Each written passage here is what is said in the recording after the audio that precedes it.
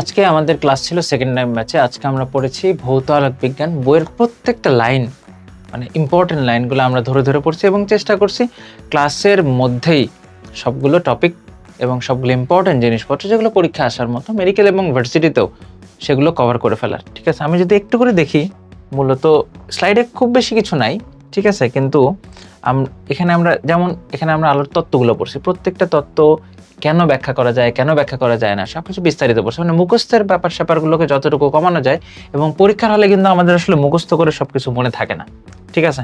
তো আমাদের এখানে চেষ্টা করতে হয় যে কিভাবে আমরা আরো ভালোভাবে বুঝে মনে রাখতে পারি, সেই ব্যাপারটাই কিন্তু এখানে আসলে চেষ্টা করা হয়েছে, ঠিক আছে। এবং সেটাই আমরা চেষ্টা করি সব টিচাররাই। যেমন এই যে টপিকটা, এই টপিক থেকে কিন্তু রেগুলার বেসিসে প্রশ্ন আসে যে কোনটা তরঙ্গ দৈর্ঘ্য বেশি, কোনটার কম্পাঙ্ক বেশি, কোনটার বেগ বেশি, এগুলো কিন্তু রেগুলার বেসিসে প্রশ্ন আসে এবং স্টুডেন্টরা রেগুলার বেসিসে এটা ভুল করতেছে, ঠিক আছে। ওরা মুখস্থ করে, মানে তোমরা আর কি মুখস্থ করো, তো মুখস্থ করে কিন্তু এই জিনিসটা, মানে পরীক্ষার হলের সিচুয়েশনটা আলাদা। এখন হয়তো তুমি মুখস্থ করে ফেললা, কিন্তু পরীক্ষার হলে যাওয়ার পর লিটারালি তুমি দেখবা যে ওই মুখস্থ জিনিসটা কাজ করতেছে না, লাল হলুদ বেগুনি কমলা সব এক হয়ে যেতেছে, ঠিক আছে। তো এগুলো প্রত্যেকটা জিনিস তোমাকে অবশ্যই বুঝে পড়তে হবে। তোমরা যারা ক্লাস করো নাই তারা অবশ্যই ক্লাসটা করে নিবা, ঠিক আছে। আচ্ছা, যেমন আমি যদি একটা প্রশ্নই জিজ্ঞাসা করি যে কোন বর্ণের আলোর বেগ বেশি, যদি বলি কোন বর্ণের আলোর বেগ বেশি, তাহলে ডেফিনেটলি লালের বেশি হবে। কিন্তু যদি আমি বলি শূন্য মাধ্যমে কোন বর্ণের আলোর বেগ বেশি, তাহলে কিন্তু সেটা হয়ে যাবে আবার কি সব বর্ণের বেগ কিন্তু আসলে সমান, ঠিক আছে। এরকম অনেক জিনিস আছে, এগুলো কিন্তু খুব ভালো মতো মনোযোগ দিয়ে আসলে মনে রাখতে হয়, ঠিক আছে। এবং আমরা যদি বলি কিছু শর্ত, এগুলো কিন্তু খুব সুন্দরভাবে মানে টেকনিক্যালি মনে রাখা যায়।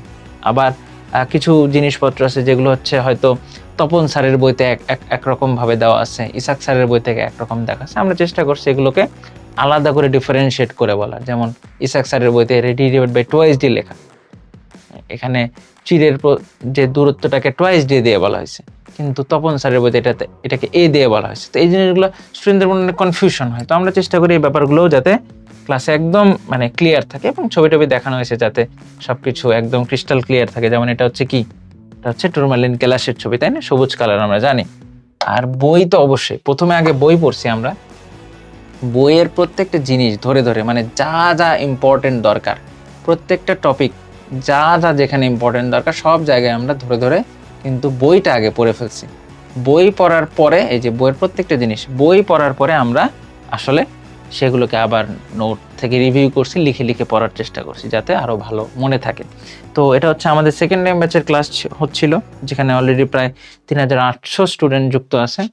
তো তোমরা যারা চিন্তা করতেছো যে সেকেন্ড টাইম একটা কংক্রিট ভালো প্রিপারেশন নিবা, তো তোমরা কিন্তু চাইলে আমাদের সেকেন্ড টাইম ব্যাচের ক্লাসগুলো দেখতে পারো।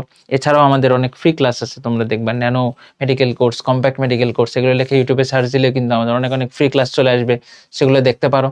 ইভেন আমাদের সেকেন্ড টাইমের এক্সাম ব্যাচও আসছে অলরেডি। তোমরা আমাদের যে ওয়েবসাইট rtdslive.com, ঠিক আছে, rtdslive.com, rtdslive.com, এই ওয়েবসাইটে গেলে আমাদের এক্সাম ব্যাচ এবং অন্যান্য কোর্সগুলো কিন্তু এখানে শো করবে, সেগুলো তোমরা দেখতে পারো।